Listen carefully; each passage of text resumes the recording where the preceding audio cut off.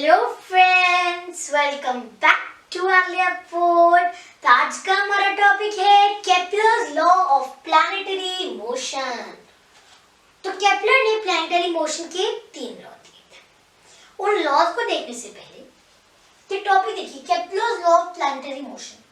मतलब हम पहले तो केपलर के लॉज की बात कर रहे हैं। किस बारे में लॉज है? Planetary motion. प्लैनेटरी मोशन क्या होता है? Motion of planets. तो अब हम तीनों लॉज देखते हैं। पहला लॉ था लॉ ऑफ ऑर्बिट्स। तो अब हमें क्या लगता है कि ये सन है, ये हमारे प्लैनेट का ऑर्बिट है। अगर आपको ऐसा लगता है then this is completely wrong. Planet का ऑर्बिट कैसा होता है? ये है सन और प्लैनेट का ऑर्बिट कुछ ऐसा होता है। ये एलिप्टिकल होता है, एलिप्टिकल।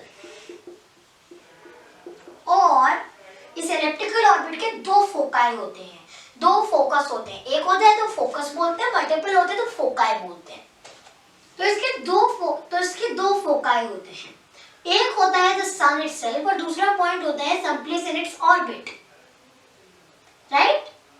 तो अब जो प्लैनेट का आपका ऑर्बिट है उसमें सन की जो नियरेस्ट पॉइंट है, ये वाला पॉइंट, इसमें पॉइंट ए बोलती हूँ। तो ये पॉइंट ए क्या बता रहा है? ये पॉइंट ए बता रहा है पेरिहेलियन। तो काम करते हैं, पेरिहेलियन पी से स्टार्ट होता है, जैसे पॉइंट पी ले लेते हैं। तो what is this? The nearest point in the orbit of a planet. Nearest point किसके नियर है? सन के। Which is the first focus, बोलते हैं पेरिहेलियन। और प्लैनेट की ऑर्बिट में जो सन से फार्टेस्ट पॉइंट है, ये पॉइंट बेसिकली, इससे हम बोलेंगे एपिहेलियन। और अब मान लीजिए इसके ऑर्बिट का लेंथ कितना है? x किलोमीटर है।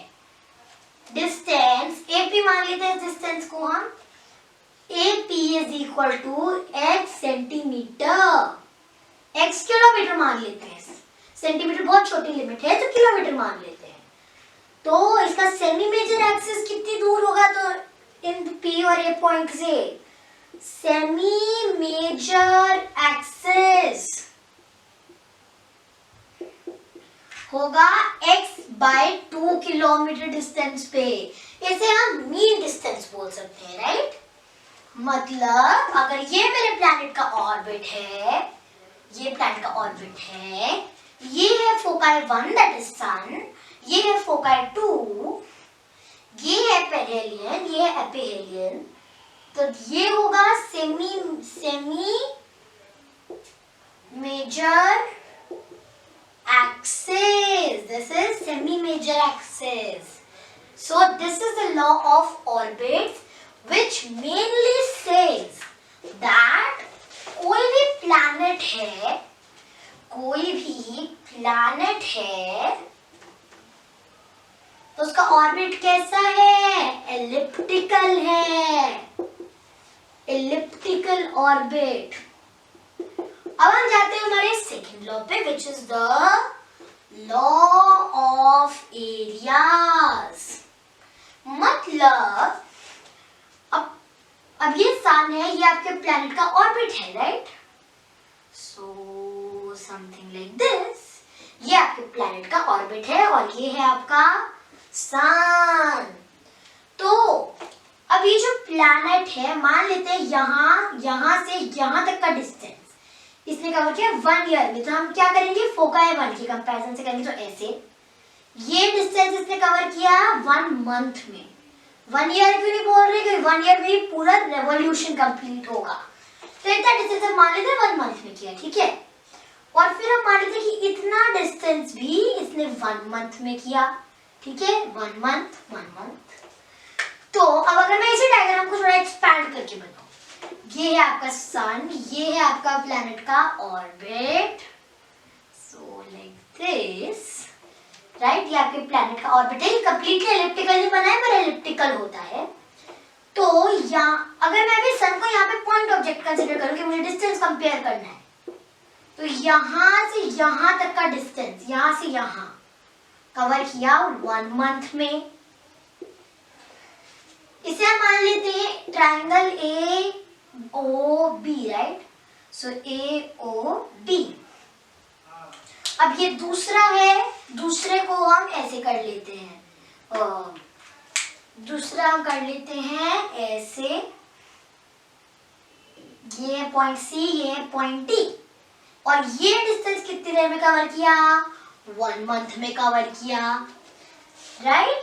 सो आपको जब अगर कोई planet same amount of time में डिस्टेंस कवर कर रहा है, जैसे ये डिस्टेंस भी 1 मंथ में किया, ये डिस्टेंस भी 1 मंथ में किया, तो मतलब area of triangle AOB, AOB कौन सा है? ये वाला triangle, is equal to area of triangle COD। COD वाला ट्रायंगल कौन सा है? जिसके अंदर मैंने सर्कल्स बनाए हैं, राइट? तो मतलब अगर कोई planet same amount of time में डिफरेंट डिस्टेंस कवर करता है, राइट?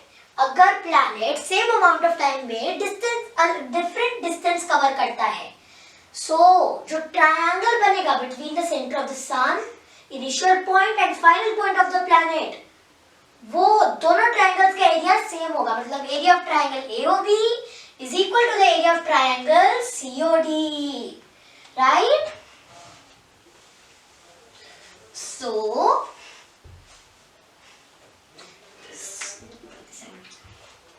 फिर हमारा थर्ड लॉ कौन सा है? Third law is known as law of periods. law of periods. Law of period discuss करने से पहले मैं आपको एक बहुत इंपॉर्टेंट बात बताना चाहती हूँ। अगर ये हमारे प्लैनेट का ऑर्बिट है और यहाँ पे सन है, तो जब आपका प्लैनेट सन से दूर होगा तो उसका स्पीड कम होगा। सो मोर द डिस्टेंस, अभी मैं डिस्टेंस को r से लिख देती हूँ, लेस द स्पीड को मैं v से लिख देती हूँ। और जब आपका प्लैनेट सन के पास आएगा तो तेज हो जाएगा, लेस डिस्टेंस मोर स्पीड। अब आप मुझे बताओ कि अगर यहाँ पे प्लैनेट की स्पीड कम हो जाती तो क्या होता? अगर यहाँ पे प्लैनेट की स्पीड कम हो गई, मान लो कि प्लैनेट की स्पीड कम हो गई एट द पेरिहेलियन, तो क्या होगा? अब प्लैनेट की स्पीड कम है तो सन क्या करेगा? प्लैनेट को अपने अंदर पुल कर लेगा। दैट इज व्हाई अब यहाँ पे कैसे होता है, धीरे चल रहा है और फिर यहाँ पे आके तेज हो गया, धीरे चल रहा है और यहाँ पे आके तेज हो गया। ऐसे होता है आपका प्लैनेट का ऑर्बिट। तो आप यहाँ पे क्या लिंक बना सकते हैं? दैट द स्पीड प्लैनेट का जो स्पीड है टू बेसिकली प्लैनेट का जो भी स्पीड होगा that would be inversely proportional to the distance from the sun. अगर प्लैनेट पेरिहेलियन पे होगा तो स्पीड मैक्सिमम होगा, और अगर प्लैनेट एपिहेलियन पे होगा तो स्पीड मिनिमम होगा, राइट? अब हम बात करते हैं लॉ ऑफ पीरियड की। तो लॉ ऑफ पीरियड बेसिकली ये कहता है कि T क्या है? अब यहाँ पे T स्क्वायर R क्यूब। तो T क्या है, R क्या है? T is the time taken to revolve around the sun. मतलब एक प्लैनेट को सन के आसपास एक पूरा रिवॉल्यूशन कंप्लीट करने के लिए कितना टाइम लगा, उसका square is directly proportional to the semi major axis का क्यूब। मतलब जैसे हमने देखा था ना कि अगर प्लैनेट x किलोमीटर है तो semi major axis x/2 kilometre होगा। If the length of the diameter of orbit is x kilometer, then the semi major axis will be x/2 kilometre. तो x/2 किलोमीटर का होल क्यूब जो है ये उसके directly proportional होगा। या फिर आप ऐसा कह सकते हैं t square upon r cube is equal to constant। या फिर आप बोल सकते हैं अगर आपको दो प्लैनेट्स का कंपेयर करना हो, So time of revolution of first planet upon time of revolution of second planet का square is equal to semi major axis of first planet upon semi major axis of second planet का whole cube.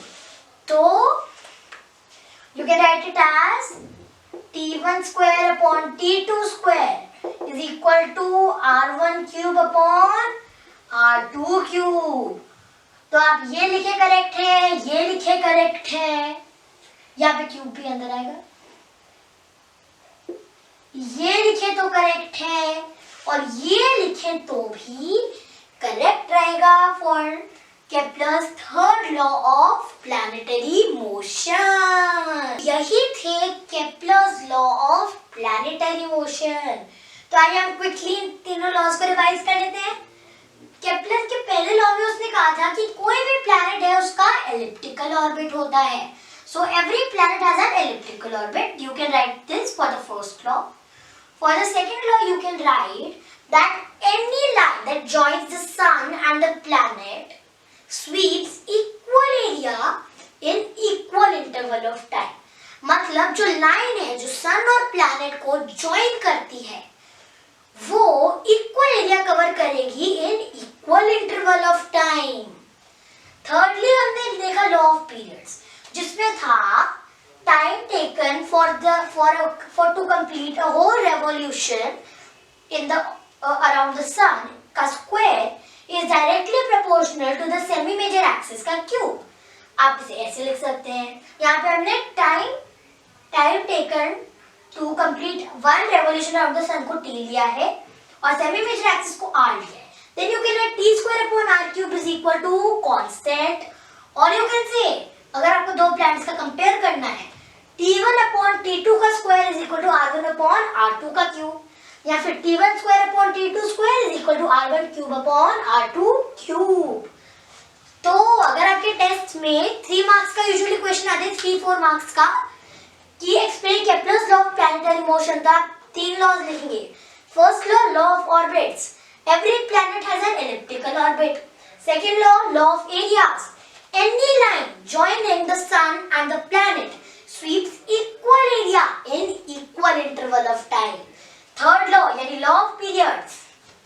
The square of time taken to complete one revolution around the sun is directly proportional to the cube of semi-major axis. So that is all for today's video. Goodbye. Thanks for watching.